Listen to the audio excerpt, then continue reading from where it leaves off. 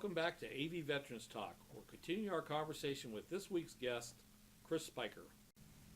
So we're back here with Chris Spicher, talking about all things under the sun in the Antelope Valley. And you graduated from AV High School? AV High School, AV High 68, AV College, 70. Mm-hmm. And right there when I was at the college, 69 or so, they had the draft lottery. Mm-hmm. And October 26th ended up being number 7. Mm-hmm. So I was prime to, and I went down and took a couple physicals. Yeah. And got pretty close. Yeah. You went down to, down there off of Wilshire? Yep. Down and, there. and park up in those neighborhoods and come out with a parking ticket on your windshield. Exactly. they had a great scam going on there. I go, this is not a good day for me. That's right. But I was able to hang on to my student deferment long enough, Mm-hmm. and then I was wandering around Taft, California one day Mm-hmm. when I found out that they were taking all the 18 and 19-year-olds, and I probably had escaped the draft. Yeah. But now, meeting veterans, I have a little, like, man, did I make the right decision? Yeah, to each their own. Our paths are what they are, and I have met some of the greatest patriots that never served, never put on a uniform, but understood through family and interaction with the community just how important that service is, and we all serve in our own capacity. So That's right. And it was great. I got to go back to this lottery thing. The lottery thing. Right. Okay.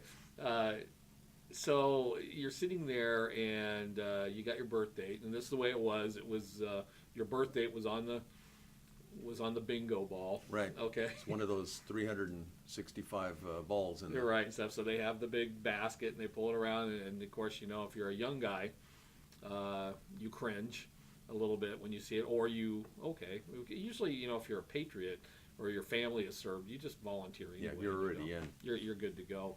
But when that happened, was it something you just read in the newspaper, or was it like, oh look, I'm number 7? No, I think we kind of watched it on TV. You watched it on yeah, TV. because the next day at the junior college, we all knew our numbers. Wow. Yeah.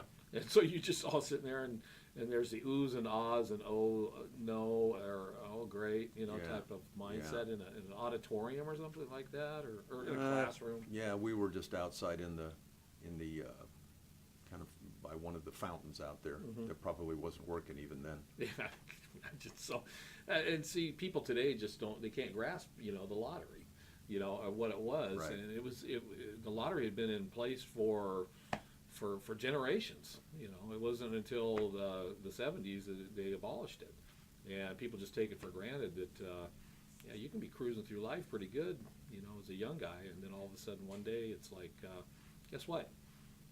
You're going.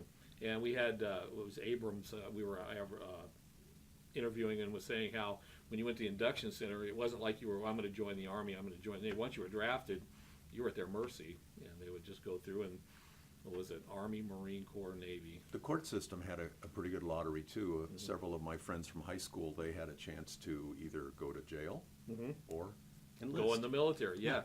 So, we hear the stories. A half dozen guys disappeared halfway right. through senior year. The knuckleheads of the community and stuff were suddenly in uniform marching Serving. and stuff. Yeah, absolutely. Yep. And a lot of those guys and stuff actually grew out of the experience. Stuff that really brought them. Well, that has always been the way that a young person gets going. There you go. So, but anyway, so you didn't have to go, and boy, now we're talking what, 70s, early 70s. I know some of these Vietnam vets. Yeah. So they have hair, but it's gray. I know exactly. So I don't know. Yeah. So, okay. Well, you know what? We'll take our second break here. We come back.